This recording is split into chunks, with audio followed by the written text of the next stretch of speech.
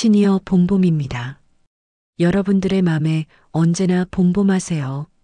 요즘 동창회 나가보셨나요? 예전에 한 달에 한 번씩 만나던 친구들이 이제는 석 달에 한 번도 모이기 힘들죠. 왜 그럴까요?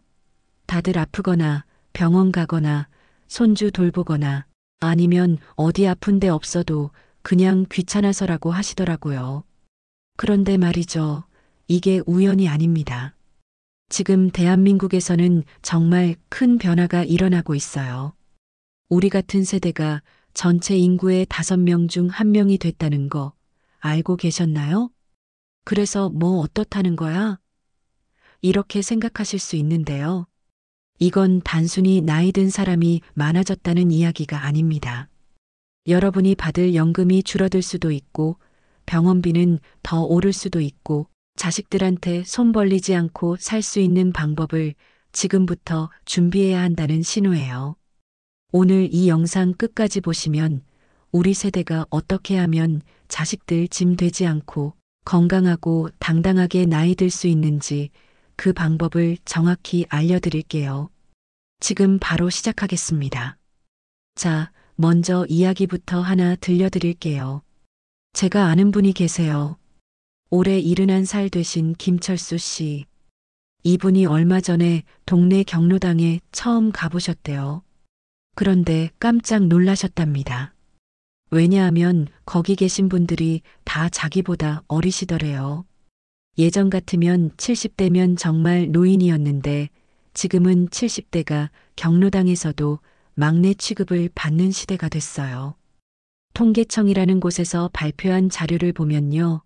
올해 우리나라 65세 이상 인구가 전체의 20%가 넘었답니다. 쉽게 말하면 길에서 사람 5명을 만나면 그중 1명은 우리 세대라는 거죠. 그런데 이게 끝이 아니에요. 10년 뒤면 3명 중 1명이 노인이 될 거라고 하네요. 아이고, 그럼 우리나라 망하는 거 아니야? 이렇게 걱정하실 수도 있는데요. 꼭 그런 건 아닙니다. 하지만 분명한 건 예전처럼 살면 안 된다는 거예요. 우리 부모님 세대는 60 넘으면 일 그만두고 집에서 쉬셨죠. 손주 보고 TV 보고 그렇게 사셨어요. 근데 지금은 달라요. 60에 은퇴하면 앞으로 30년을 더 살아야 해요. 연금만으로는 부족하고 자식들도 자기 살기 바쁘고 그래서 우리는 우리가 준비해야 합니다. 그 방법을 지금부터 말씀드릴게요. 자, 이제 우리 생활에서 실제로 어떤 일들이 벌어지고 있는지 구체적으로 얘기해 볼게요. 첫 번째, 일할 사람이 없어요. 제 친구 아들이 식당을 하는데요. 요즘 직원 구하기가 하늘의 별 따기래요. 젊은 사람들은 식당 일 안 하려고 하고 그나마 오시는 분들도 다 우리 또래예요. 실제로 요즘 편의점이나 식당 가보시면 아르바이트 하시는 분들 나이가 어떠세요? 다들 50대, 60대시잖아요. 이게 뭘 의미하냐면요. 앞으로 일할 수 있는 사람이 계속 줄어든다는 겁니다. 그럼 물가는 어떻게 될까요? 당연히 오르죠. 인건비가 오르니까요. 여러분이 자주 가시는 그 국밥집, 작년에 7,000원 하던 게 올해 8,000원 됐죠? 내년엔 9,000원 될 수도 있어요. 두 번째, 병원과 요양원이 넘쳐나요. 우리 동네만 봐도 요양병원이 얼마나 많이 생겼어요. 제가 아는 박순자 씨라는 분이 계세요. 올해 68인데 얼마 전에 요양보호사 자격증을 따셨대요. 왜 따셨냐고 물어봤더니 2가지 이유래요. 하나는 나중에 남편이나 자기가 아플 때 스스로 돌볼 수 있어야 된다는 거. 자식들한테 맡기기 미안하니까요. 또 하나는 일자리가 많대요. 요양보호사는 나이가 많아도 할 수 있고 수요가 계속 늘어나니까 일자리 걱정이 없다는 거예요. 실제로 요즘 요양원 가보시면 거기서 일하시는 분들 나이가 대부분 50대에서 70대세요. 근데 여기서 중요한 게 뭐냐면요. 이게 남의 일이 아니라는 겁니다. 지금은 우리가 일하는 입장이지만 몇 년 뒤면 우리가 돌봄을 받는 입장이 될 수도 있거든요. 그러니까 지금부터 어떤 곳이 좋은 요양원인지, 어떤 서비스가 있는지 알아두시는 게 좋아요. 세 번째, 혼자 사는 노인이 정말 많아졌어요. 우리 아파트 단지만 봐도 그래요. 독거노인 가구가 한 동에 서너 집은 되는 것 같아요. 얼마 전에 뉴스 봤더니 혼자 사시는 노인분이 집에서 쓰러지셔서 며칠 만에 발견됐다는 거예요. 너무 마음이 아프더라고요. 여러분도 이런 걱정 안 하세요? 나도 나중에 혼자 살게 되면 어떡하지? 누가 날 돌봐주지? 요즘은 그래서 주민센터에서 독거노인분들한테 매일 전화를 드린대요. 안부 확인하시는 거죠. 그리고 혼자 사시는 어르신들끼리 모여서 같이 밥 먹고 운동하고 그렇게 지내시는 분들도 많으시더라고요. 혼자 사는 게 외로운 건 맞지만 그래도 방법은 있습니다. 나중에 자세히 말씀드릴게요. 근데 말이죠. 여기까지 들으시면 너무 우울하시죠? 아이고, 늙으면 정말 힘들구나 이런 생각 드실 것 같아요. 하지만 저는 여러분께 희망적인 이야기도 꼭 해드리고 싶어요. 제가 아는 분 중에 이영희 씨라는 분이 계세요. 올해 75이세요. 이분이 65에 퇴직하셨는데 처음에는 정말 우울하셨대요. 매일 집에만 있으니까 답답하고 할 일도 없고 그래서 동네 노인복지관에 가셨대요. 거기서 스마트폰 교육을 받으셨어요. 처음에는 진짜 어려웠대요. 카톡 보내는 것도 헷갈리고 사진 찍는 것도 잘 모르겠고 근데 선생님이 천천히 여러 번 반복해서 가르쳐 주시니까 할 수 있게 되셨대요. 그러더니 이제는 카톡으로 손주들하고 영상 통화도 하시고 유튜브로 건강 체조도 따라 하시고 심지어 인터넷 뱅킹으로 은행 일도 혼자 다 하세요. 그리고 이분이 또 뭘 하셨냐면요.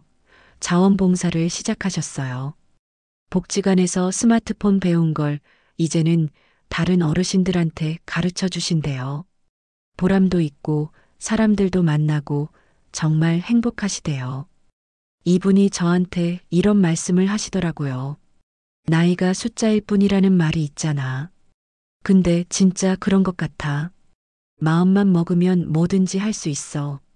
맞는 말씀이에요. 지금 우리는 예전 70대보다 훨씬 건강하고 젊고 활발해요. 그러니까 나이 들었다고 포기하지 마세요. 새로운 걸 배우고 도전하는 게 중요합니다. 혹시 여러분 주변에도 이런 고민하시는 분 계시면 이 영상 꼭 공유해 주세요. 혼자 걱정하는 것보다 함께 이야기하고 준비하면 훨씬 마음이 편해지거든요. 그리고 이런 유익한 정보가 필요하시다면 구독 버튼 꾹 눌러주시고요. 좋아요도 눌러주시면 정말 큰 힘이 됩니다. 여러분의 관심 하나하나가 더 좋은 영상을 만드는 원동력이에요. 자, 그럼 이제 가장 중요한 부분이죠. 우리가 구체적으로 뭘 준비해야 할까요? 첫 번째, 내가 받을 돈부터 확인하세요. 여러분, 국민연금 얼마나 받으실지 아세요? 많은 분들이 막연하게 한 100만 원쯤 되겠지 이렇게 생각하시는데요. 실제로 확인해 보시면 깜짝 놀라실 거예요. 평균이 한 60만 원 정도밖에 안 된다고 해요. 국민연금공단 홈페이지 들어가시면 내가 받을 금액을 미리 볼 수 있어요. 주민센터나 노인복지관 가시면 담당자분이 같이 확인해 주시니까 한번 꼭 해보세요. 그리고 만약 연금이 부족하다 싶으면 지금부터라도 조금씩 저축을 하시는 게 좋아요. 한 달에 10만 원, 20만 원이라도 꾸준히 모으면 나중에 큰 도움이 됩니다. 두 번째, 일은 계속하세요.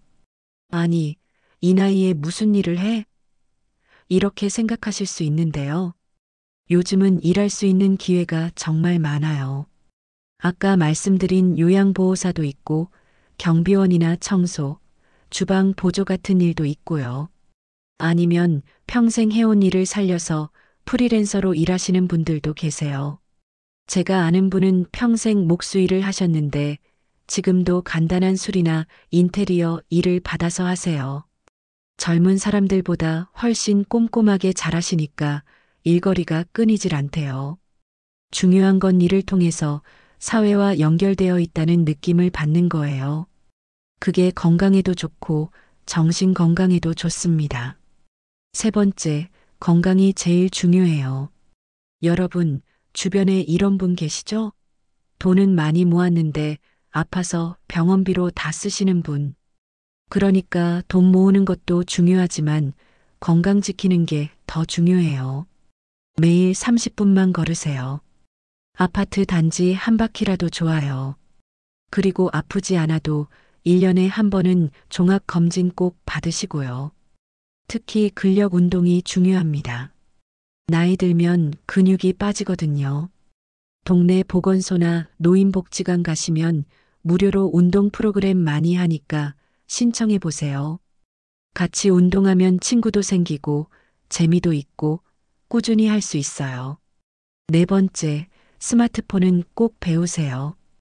요즘 세상은 스마트폰 없이는 정말 불편해요. 병원 예약도 앱으로 하고, 은행 업무도 앱으로 하고, 택시도 앱으로 불러야 하는 세상이잖아요. 나는 늙어서 못 배워 이렇게 생각하지 마세요. 아까 말씀드린 이영애 씨도 75에 배우셨어요. 여러분도 충분히 할 수 있습니다.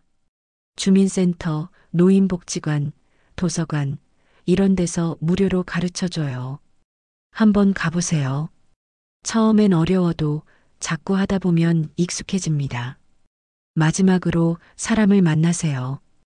혼자 집에만 있지 마시고 밖에 나가서 사람들을 만나세요. 경로당이든 복지관이든 등산 동호회든 뭐든 좋아요. 사람을 만나고 이야기하는 게 건강에 정말 좋다고 해요. 외로움이 병을 만든다는 말도 있잖아요. 제가 아는 할머니는 혼자 사시는데 매일 아침 복지관 가셔서 친구들하고 체조하고 점심 먹고 화투도 치고 그러신대요.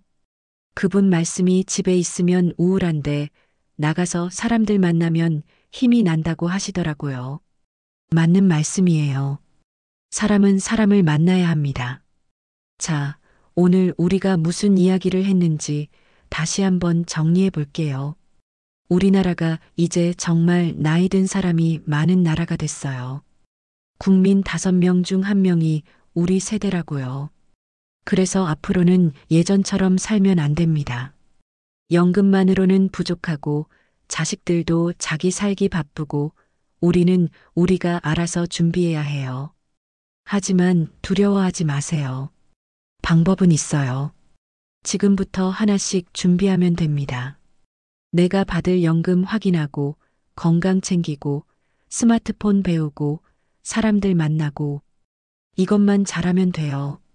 그리고 이거 꼭 기억하세요. 나이 든다는 건 끝이 아닙니다. 오히려 새로운 시작이에요. 여러분은 우리 부모님 세대보다 훨씬 건강하고 오래 사실 거예요. 그러니까 남은 인생을 어떻게 살지 지금부터 계획하고 준비하세요. 오늘 이 영상이 여러분께 작은 도움이라도 됐으면 좋겠습니다. 주변에 이런 고민하시는 친구분들, 형제자매분들 계시면 이 영상 꼭 공유해 주시고요. 구독하시면 앞으로도 이런 유익한 정보 계속 보내드릴게요. 좋아요도 꼭 눌러주시고요. 여러분의 건강하고 행복한 노후를 진심으로 응원합니다. 언제나 건강하시고 행복하세요. 고맙습니다.